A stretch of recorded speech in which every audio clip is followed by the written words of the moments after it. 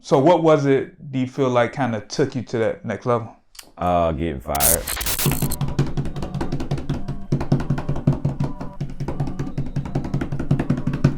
So, what's going on, people? This is Shy Harris of the Rebel Society, and this is the first episode of season 2 of Interviews with the Rebels. So thank you for everybody that watched season 1 a couple months ago. We had a great turnout, great response, had some great guests. So instead of waiting, we're just gonna release season 2 right now. So on this first episode, I'm actually sitting with the creator and founder of Tally and Twine Watch Company, Mr. Randy Williams. We talk about everything as far as him starting out in business, him actually leaving his job, him starting out with doing a Kickstarter, as well as the things that he's actually been doing over these past couple of years to build his brand. So it was a great conversation. Randy's a dope dude, dope entrepreneur, dope creative who's doing a lot of great things. So let's get on to the episode. What's going on, people? This is Shy Harris of the Rebel Society, and this is season 2 of Interviews with a Rebel. We had a lot of great stories, a lot of great success after the first season. So I thought, might as well, double back and go for season 2 pretty quick. So right now we have the man, the myth, the legend, Randy Williams. How you doing, man? Thank you for having me. I'm doing great. No problem, How about yourself? I'm doing good, man. Feeling blessed, man. Got a lot of stuff going on. So, and I know you're super busy, so definitely want to, reach out to you. Yeah. So, for the people that don't know you, who are you and what do you do? Well, just an entrepreneur trying to live out this dream. Making it sound super humble. Founder of Tally and Twine Watch Company, going on our 5th year. November will be 5 years for us. And we're an e-commerce, direct-to-consumer watch brand and accessories company. All right, cool. And we're the foremost culture-focused watch company in the industry. I like the way you put that. I like the way you've been working on that. Well, that just kind of came. Yeah. It sounded good. Right. So I actually met you, I think it's probably like 3 or 4 years ago when we did your video, which was, even though I feel like it did, real good numbers for you, I feel like it helped me more than it helped you. And I say that because, like I said, that was my first time putting together a piece that was, like that. But also the way that you rolled it out and just being able to like see the moves that you were making after that kind of ignited something in my brain. And let me know that, that's kind of the lane of what I want to take my company to. What I want to do with the Rebel Society as far as making it more of a digital marketing instead of just doing production, but getting the eyes behind it after the fact. Yeah. So I just want to say thank you for kind of opening up my eyes to that. Yeah, man, you're welcome, and thank you. Yeah, no problem. The video to this day, I think it's got up like 7 million views. Yeah. And, I took a look at it recently. It's definitely up there. So it definitely was a huge launch pad for getting Tally and Twine out there. All right, cool. So, matter of fact, let's get into who you are and what you got going on. So, what is your 60, 90-second origin story? I was a watch lover, watch collector, if you will, of what I would say very affordable but stylish watches. Okay. What was your favorite watches? Kenneth Cole. Gotcha. Okay. Kenneth Cole caught me a nice $100 Kenneth Cole watch. I was good to go. And after a while, I started not to find watches that I liked. There was either these super cheap watches that would fall apart. As you get older, you want more quality. Right. Or there was stuff that was too expensive. So I decided that there was room for another company, and I made a lane for that by just, having that spark of ideas, saying, why don't I start my own company, create designs that I like? Okay. So, matter of fact, let's rewind. I usually start with an icebreaker. So My icebreaker question is, which music artists do you feel like you relate to the most? Not just music, but just the way they carry themselves, presentation, all that. Relate to the most? With me, I always say it's like Wale, because I feel like I'm kind of artsy, but I'm also sometimes very emotional. I got you. So who do you feel it is for you? At the time, the person that comes to mind is Rick Ross. Okay. Why you say that? He underrated. Okay. You feel you underrated? Definitely. Okay. Definitely. Okay. I feel like Rick Ross is just getting started as a businessman. Yeah. That's how I feel like I am. Like I'm just getting started. Right. I mean, I haven't done anything yet, but I think the visuals, the pictures that he paints, that's how I think of stuff. Like, you know, 10 years down the line, I'm doing this, and this. Right. You know, so, and I kind of feel like it's unexpected, you know, for somebody like Ross to be opening franchises and things of that nature. So I feel like a lot of people that grew up with me probably think it's unexpected for me to be an entrepreneur. Really? Yeah, to have success. Yeah. Okay. That's interesting that you said that. So, as far as your entrepreneur journey, I like to get real in depth with this. So, like, when you first started out, what did those first 6 months to a year look like? With Talent Twine? Yeah. It was very uneventful. Really?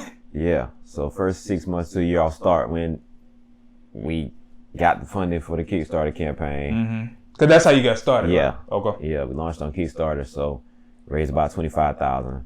Once the order finally came in, we shipped them out around September, and then it was just like crickets. You know what I'm saying? Like everybody who paid already has it. Okay. And now I got to tell this whole big world of people who I am some kind of way. Yeah. And I had no idea how to do that. Still working 9 to 5, obviously.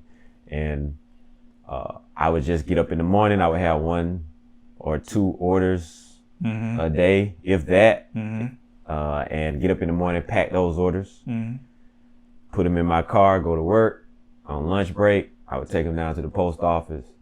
And that was it. And then when I got home, I would, you know, stay up late working on the website or learning how to do marketing online with Facebook ads and just going to YouTube University. Right. You know how that is. So just kind of listening to podcasts and all that in my free time, and then trying and experimenting stuff with the business to see if it would work. Okay. So that went on for a while. All right. So money-wise, how much you think you made in that first year? That first year, I made about 50 grand. Really? Yeah. Okay. Yeah. That ain't bad. That ain't bad, but that's combined with the Kickstarter campaigns. So those already have. Yeah. So I made about $50,000. Okay. Yeah. So, what do you feel like was the turning point for your business? Like, I feel like every business has, you know, where it's like things are slow or things are slowly progressing. But then that one thing that happens and it kind of just goes from there. Because over the years, like I said, before we got started, I was telling you that, you know, I've seen you start to like really pick up with a lot of stuff that you're doing. I see your name out here a lot more. So what was it, do you feel like kind of took you to that next level? Getting fired. That would definitely do that. Getting fired from my job. I was still moonlighting. Business was picking up. Getting some little features, online media features and whatnot. More people learned about us. And we primarily grew through referrals. You know, people, if they like the company, my philosophy has always been treat your customers like gold so that they, number one, come back to you, but also tell other people about it. Gotcha. You know what I'm saying? When you experience a great product or a great company, you fall in love with it, you want to tell other people about it. And I knew that would be like the most low cost method of growing. Right.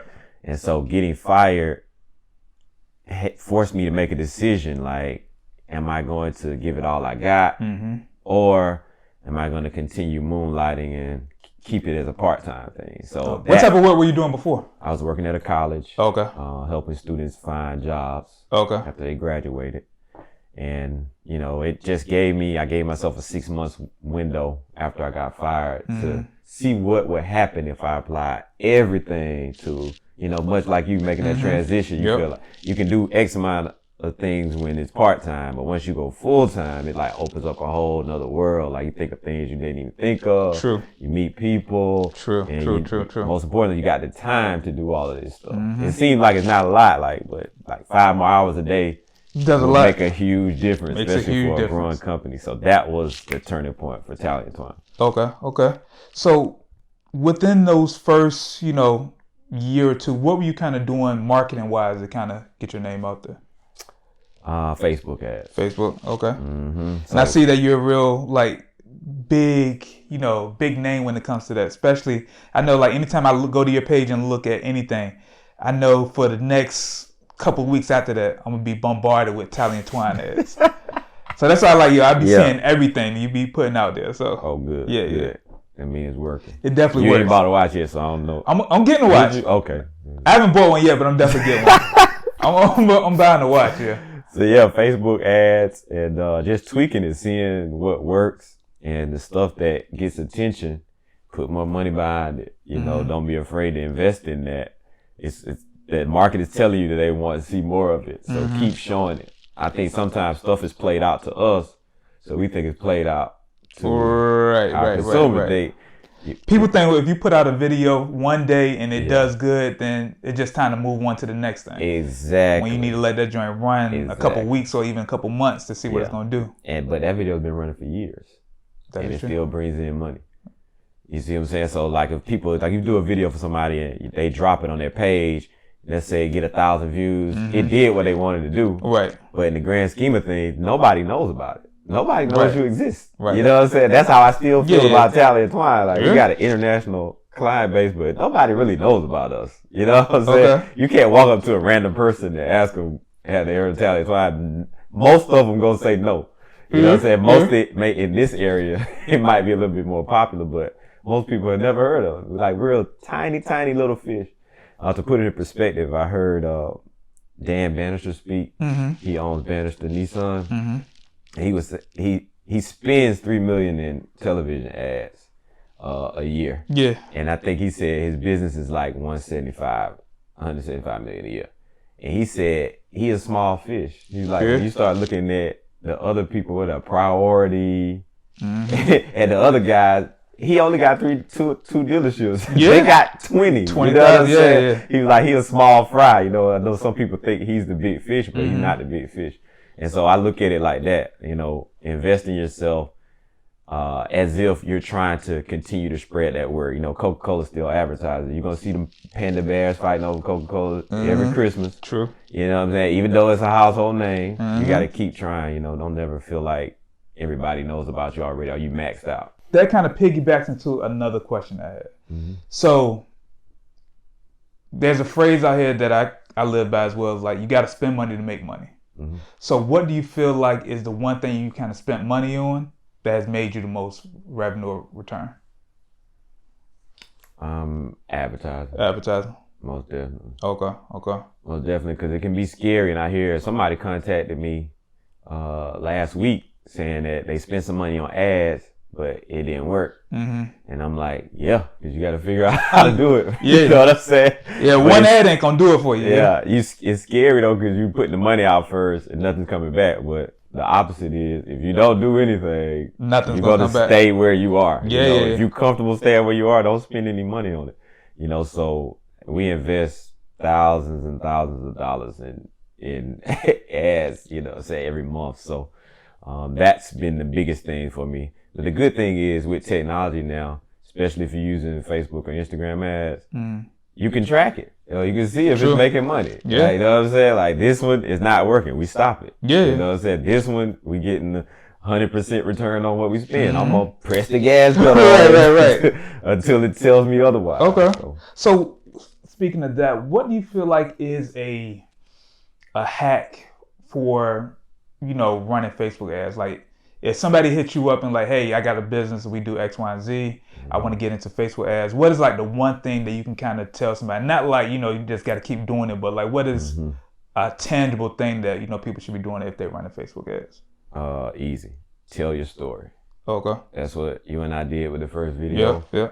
It introduces your product or service to the person, and it allows you the opportunity to establish a connection with them. Right. You know, so if you can, you want to try to tug on some sort of emotion. You know, be human, because we see so much stuff that's not nowadays. We just pass by.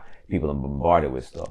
So you got to figure out a way to connect with the actual real person on the other side of the screen. So I would say you can do that through emotion is one way of doing it. And I think that's the best way, because the goal of the ad that we did is not to make sales. Right.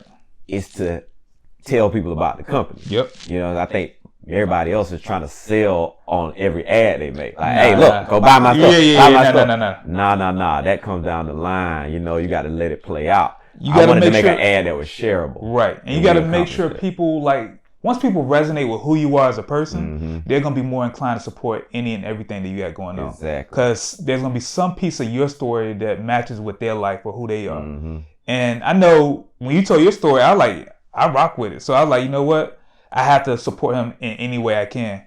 And I know with like my story, there's a lot of people who resonate with that, even though like they haven't purchased anything from me or purchased a service, but they support everything I got going on. And then they share what I do with pretty much everybody. And that's led to more, you know, clients for me than anything. So before we get into the rest of this video, I just want to let you know for all the creators and entrepreneurs out there that I recently dropped my own ebook, How to Make $1,000 Starting Off as a Videographer or Photographer. This ebook is filled with information on how I actually grew my business starting out. And we really just talk about that first phase of business where I went from just starting out with a camera to making $1,000, $2,000 a month as a photographer or videographer. So this includes all the hacks that I did to actually be able to start off my company and build it up to make the money that I need to make. So if you're starting out as a videographer, photographer, and just trying to figure out how to grow your business and make more money, make sure you click the link below. It's something that you really don't want to miss out on. So yeah, I definitely get that. You have any tips on running Facebook ads? I'm still trying to, you know, catch that myself. Yeah. So the biggest tip is to Google this. Yeah. Because it's a lot, right? Sales funnels. Okay. All right. And you got to look at the fact that nobody knows who you are, so you're going to have multiple touch points in order to make sales.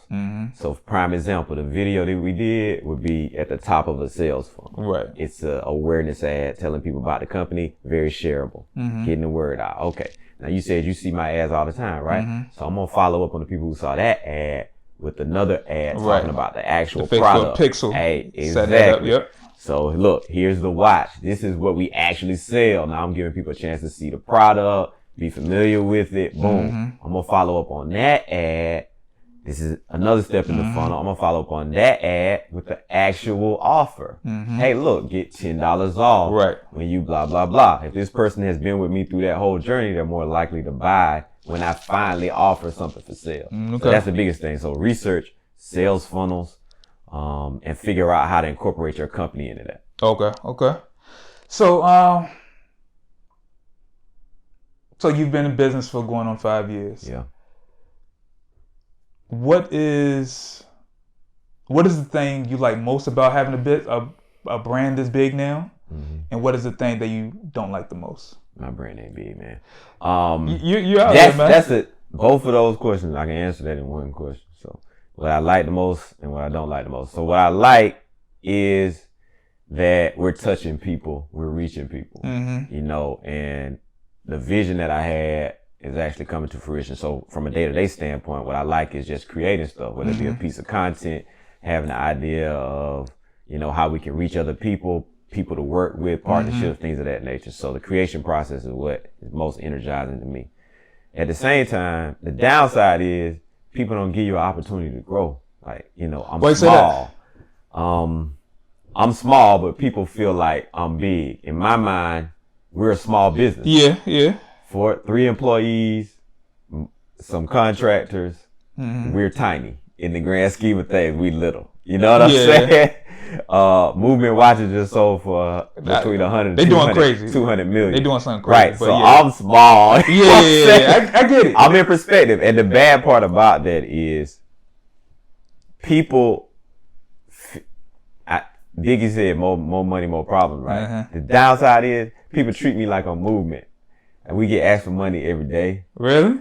Every day. We get an email about sponsoring something, donating to a nonprofit or something like that. Somebody wants free watches. You know, family think I'm rich.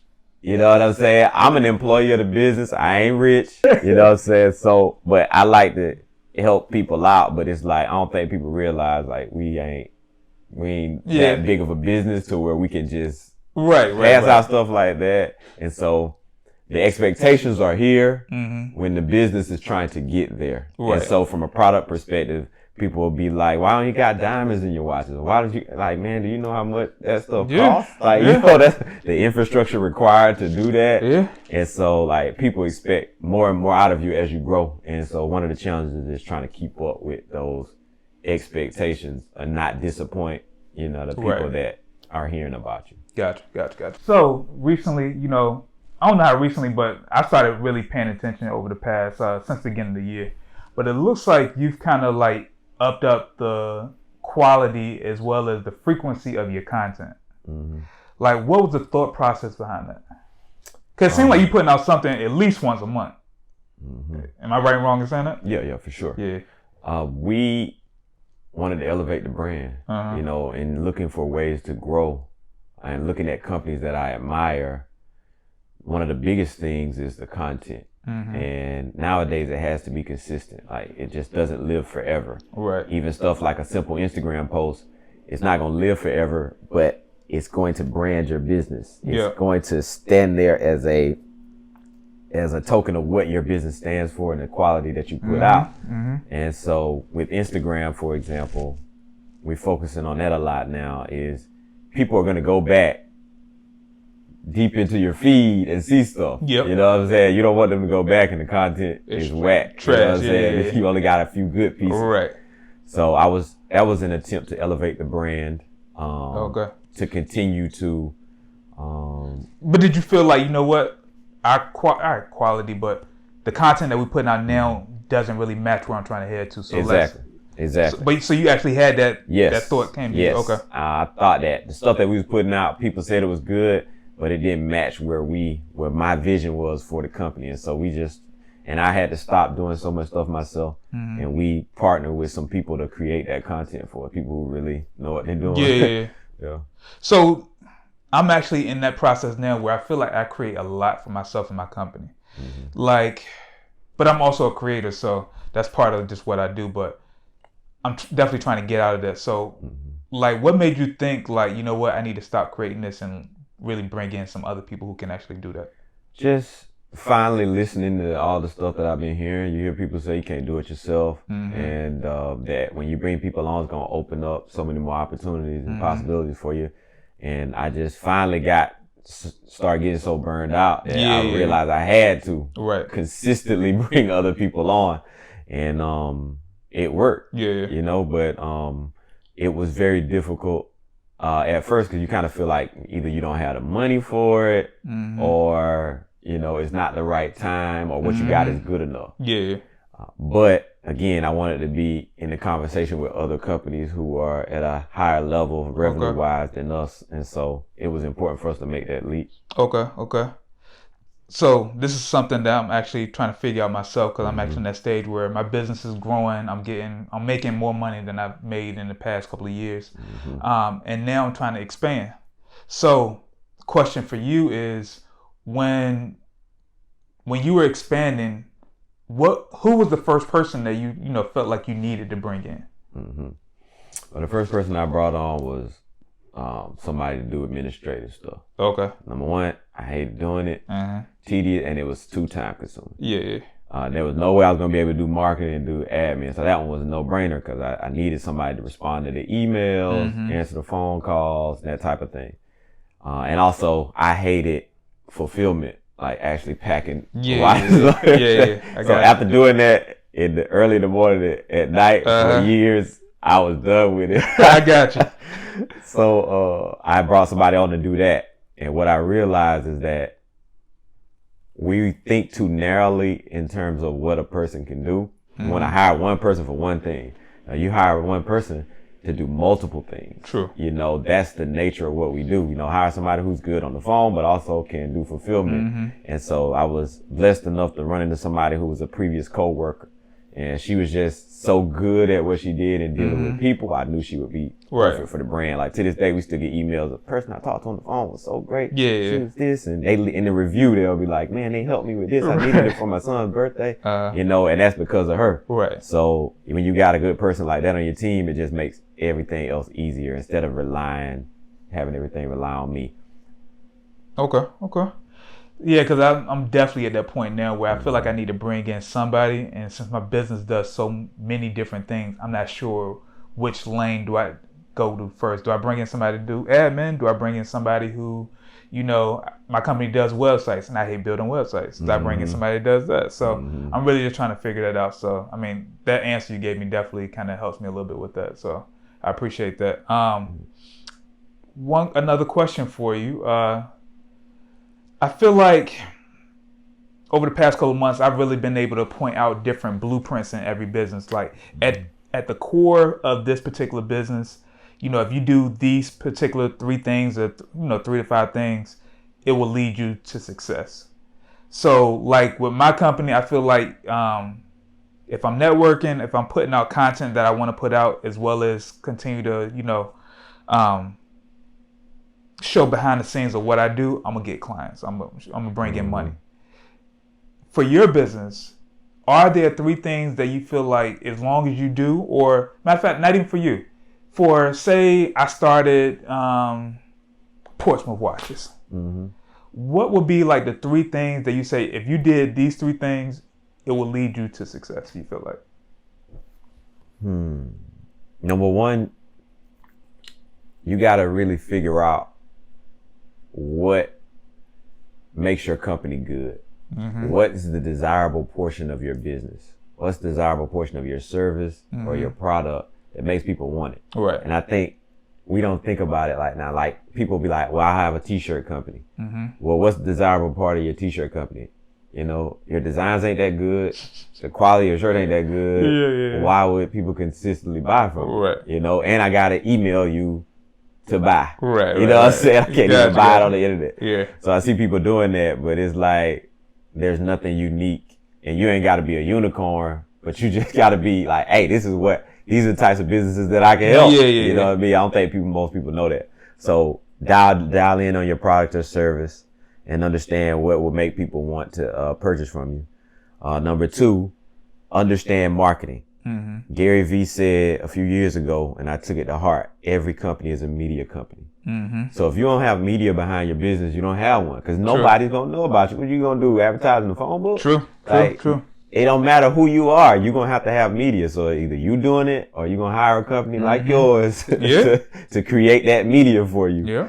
Otherwise, you're just going to be lost, because you're going to be one of those people screaming at their Facebook friends, y'all don't support black businesses. Yeah, because nobody knows about it. You maxed out on your friends a year ago. You know what I'm saying? You may have guilted them into buying. Your friends stopped supporting you years ago because you keep switching from, different things, different businesses. You doing hair, you cooking, you got dinners, you doing whatever. So your friends have done what you actually you used them up. Right? Yeah. So that's 2. And 3 is probably consistency, man. Okay. It doesn't happen overnight. You know this. Yeah. It's going to feel like you spinning your wheels a bunch of nights. Like, man, this ain't working. You're going to consider going back, getting a job every now and then. And that's the part of the business that nobody talks about. Like, it takes years. There are companies that are much bigger than us in terms of revenue. They don't even make money. They're not profitable. You see what I'm saying? Like, they got $10 million in revenue, but there's nothing left over at the end of the year. You know what I'm saying? That makes no sense to me. And people are cool with it. And even big companies like Uber and Lyft lose money. You know what I mean? They're not profitable, but they're quote unquote $1 billion businesses. And so you got to endure. I don't agree with that business model, but you got to endure those rough periods until you understand business enough to figure out how to be profitable, how to grow your business in the right way. Okay. So endure. You got to stick with it, man. Speaking of which, talk about consistency. How do you feel being consistent has helped you grow your business? Because to me, that's what my issue that I had a problem in. Like, I used to do stuff for a little bit and say, hey, this ain't working, and stop. So last year around this time, I was like, you know what? The one thing I want to be consistent in is fitness for me. So I started doing 250 jump ropes every morning for 90 days. Okay. And that kind of got me in the path of being consistent. So even when I didn't want to, I still went outside and jump rope. It would be freezing cold. I had on sweatpants, hoodies, all that stuff. I was still out there. And so then that kind of allowed me to translate that over into my business, where I would start doing things and like, you know what? this isn't working right now, but if I keep at it, it's going to grow into something. Yeah. So even with me doing this video series, it's something that I didn't necessarily want to do starting out, but I could see the benefits of it. Okay. So with me just continue to, you know, sit down with different people, continue to put out content, putting out, you know, different pieces of, you know, content and products every week is allowed my business to grow. So what about for you? How has being consistent kind of helped you out? Well, it just means the world, man. I mean, if you look at it from years ago, and think about where the business was, like for a lot of people, they wouldn't have saw a reason to continue. Right. But if your business is headed in the right direction, you'll have little clues. You know what I'm saying? You'll get a phone call out of the blue. Hey, I want to buy this. Yeah. This company will contact you, so that lets you know you're doing something right. Right. And you should probably stick around for a while. And I think we get so obsessed with either hyper growth or nothing. Yeah. You know what I'm saying? Like people want to go straight to Forbes or nothing. Right. You know, your business might not pop off until 10 years from now. You know what I'm saying? Yeah. Are you willing to stick with it until then? Like these are the questions you have to ask yourself as an entrepreneur. True. If it takes 5 years, 6, 7, 8 years, are you willing to endure? Now, I'm not saying that do something that is not working for that long. No. You'll be able to tell. You got to see the growth in the progress. Yeah, you'll see the trend. And then you'll learn along the way. And that's the biggest thing that helped me stay consistent as well, is understanding its value in just having a business so that you can learn. True. Like this is just, I'm getting paid to learn how to do this. This is a transferable skill. You know, 10 years from now, it might not be Talent Twine, it'll be 5 other businesses because I'm able to translate what I've learned here into something else. Okay. What is the one biggest thing that you learned since growing your business? Is understanding how to communicate with customers and would-be customers. Okay. So marketing. Yeah. Is the biggest thing. Gotcha. Yeah. Okay. All right. As we narrow this down, I got one more question for you. You're a Black-owned watch company. How has that kind of played into your success so far? Because there's not a lot of people. I mean, I don't really know the watch space, but I would reckon that there's not a lot of people that look like you in that industry. Nah, it was one of the biggest reasons for our early success for sure. Is because, again, we're talking about getting attention online. When something is rare, it stands out. Right.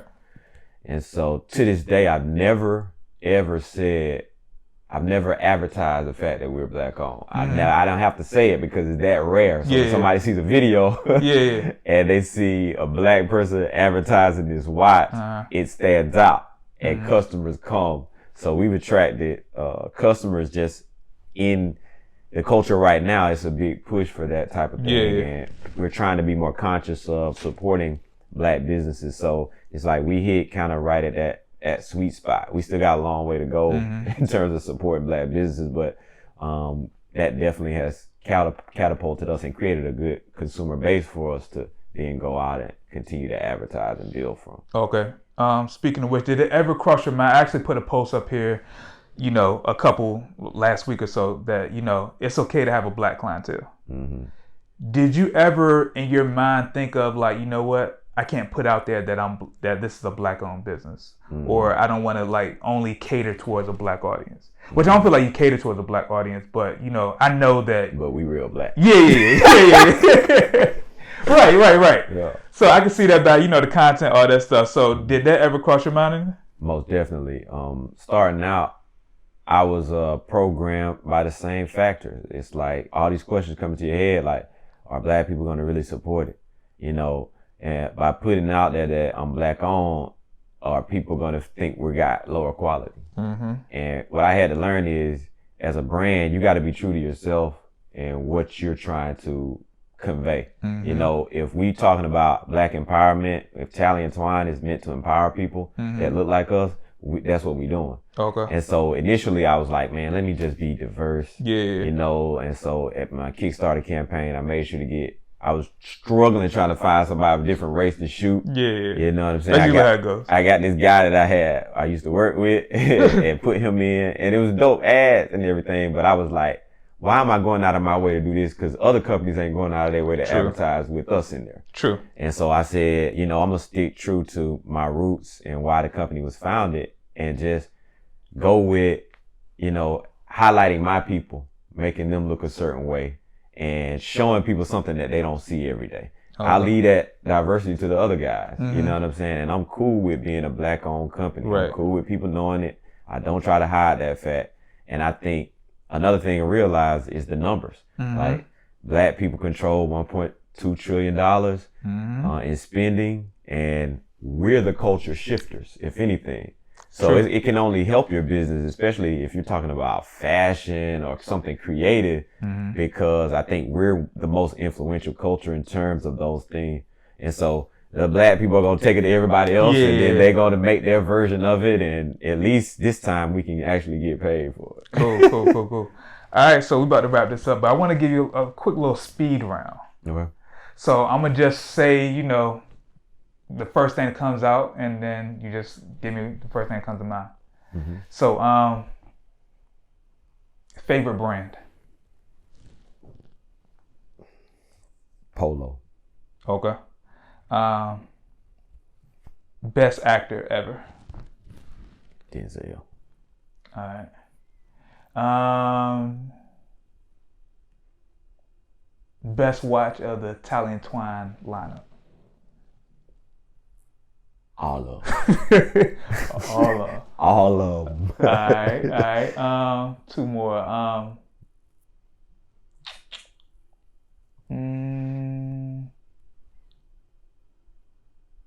Best tennis shoes. Oh, matter of fact, greatest hip hop album. Or Hip-hop favorite album. hip hop album. Today? Yeah, of all It could time. change tomorrow. Yeah. Aquemini. Okay. All right, and greatest HBCU homecoming. Albany State University. Norfolk State. Definitely not Norfolk State. Nah. It's definitely Norfolk It State. rains every homecoming. That's a bad sign. But it still rains be great every year. It's It's awesome every That's year. probably because you be drunk. That is true, but still, it still be awesome. So, all right. So, where can people find you at, bro? TallyandTwine.com. All right, cool. TallyandTwine.com, @TallyandTwine on Instagram and Facebook. All right, cool. Well, I appreciate it again, Thanks for the man. interview, man. No problem. So, once again, this is Shy Harris, and good day, good evening, good night. We're out.